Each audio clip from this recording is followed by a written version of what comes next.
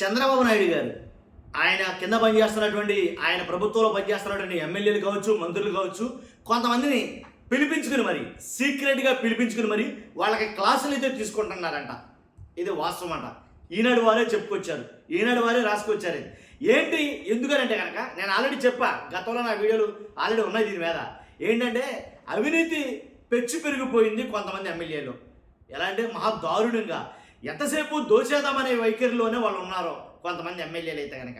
మళ్ళా మనకు రేపు అనేది ఉందో లేదో తెలియదు, ఇంకోసారి మనం గెలుస్తామో లేదో తెలియదు, మళ్ళీ మనకి సీట్ ఇస్తారో ఎవరో తెలియదు అనే ఉద్దేశంతో అందరికీ దోచేస్తారు చాలామంది ఎమ్మెల్యేలు. అలాంటి ఎమ్మెల్యేలను నోటీస్ చేసి చంద్రబాబు నాయుడు గారు పిలిపించుకుని మరి వాళ్ళకి క్లాసులు అయితే తీసుకున్నారట.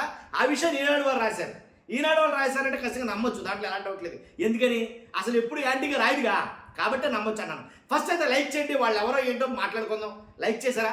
లైక్ చేయడం వల్ల నాకు మోటివేషన్ ఉంటుంది, ఎక్కువ మందికి ఇన్ఫర్మేషన్ షేర్ అవుతుంది ఎవరా ఎమ్మెల్యేలు అని. కాబట్టి మీరు లైక్ చేయండి, బాధ్యత. అంతేకాదు కొత్తగా మన ఛానల్ చూస్తే పక్కాగా సబ్స్క్రైబ్ చేయండి. మీ అమూల్యమైన అభిప్రాయాన్ని కామెంట్ రూపంలో తెలియజేయండి. మీ ప్రాంత ఎమ్మెల్యే దోచేస్తున్నాడా, లేకపోతే నీతిగా ఉంటున్నాడా, నిజాయితీగా ఉన్నాడా, అన్యాయంగా ఉంటున్నాడా అనేది అన్నమాట.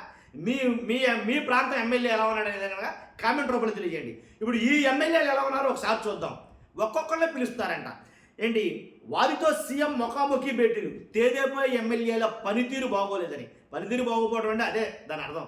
అంతకుమించి ఇంకా పొడిచేసే పనితీరు ఏం లేదు. కానీ తెలుగుదేశం ఎమ్మెల్యేల పనితీరుపై ముఖ్యమంత్రి చంద్రబాబు వారికి వ్యక్తిగతంగా ప్రోగ్రెస్ రిపోర్ట్లు ఇస్తున్నారు. స్కూల్ పిల్లలేంటి ఏమన్నా ప్రోగ్రెస్ రిపోర్ట్లు ఇవ్వడానికి? ప్రోగ్రెస్ రిపోర్ట్లు ఇస్తున్నారు. వివిధ సర్వేల్లో నియోజకవర్గ ప్రజలు, పార్టీ కార్యకర్తలు వెల్లడించిన అభిప్రాయాన్ని క్రోడీకరించి నివేదికలు రూపొందించారంట. ముఖ్యమంత్రి కార్యక్రమాల షెడ్యూల్ను బట్టి రోజుకు 2 కానీ 3 కానీ సమావేశాలు అయితే కనుక ఏర్పాటు చేస్తున్నారంట. కాబట్టి జూన్ 27న రంపచోడవరం ఎమ్మెల్యేలతో సమావేశం ప్రారంభించారు. మొన్న జరిగిన జూన్ 27వ తారీఖున రంపచోడవరం ఎమ్మెల్యేలతో సమావేశం ప్రారంభించారంట.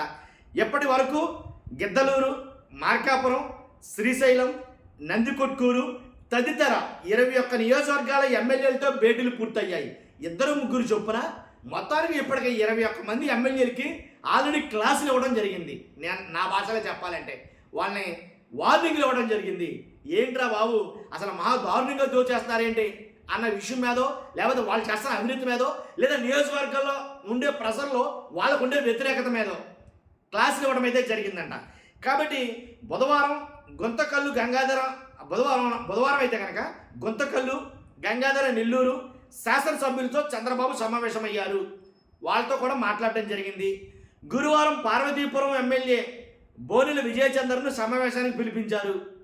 ముఖ్యమంత్రి ఒక్కో శాసనసభ్యుడితో అరగంట లేదా 45 నిమిషాల పాటు సమావేశం అవుతున్నారట.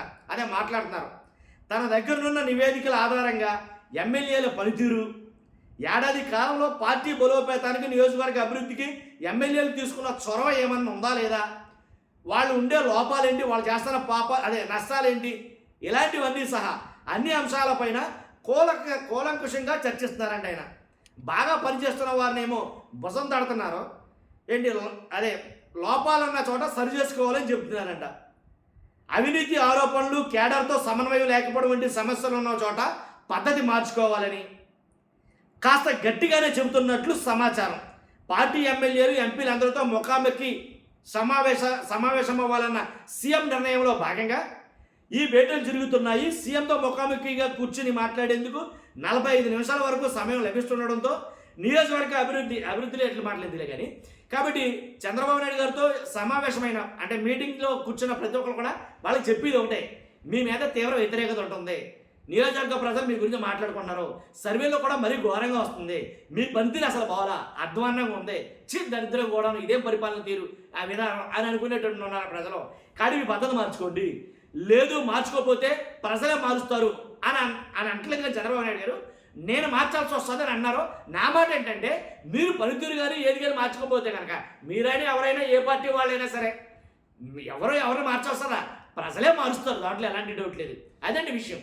కాబట్టి ఈ రకంగా కొంచెం సీక్రెట్ మీటింగ్లు అయితే కనుక, వార్నింగ్లు అయితే కనుక ఇస్తున్నారు. అయినా వార్నింగ్లు ఇచ్చినా, క్లాసులు తీసుకున్నా వాళ్ళు ఏమైనా ఎల్కేజీ పిల్లలు ఏంటండి మారిపోతాకి.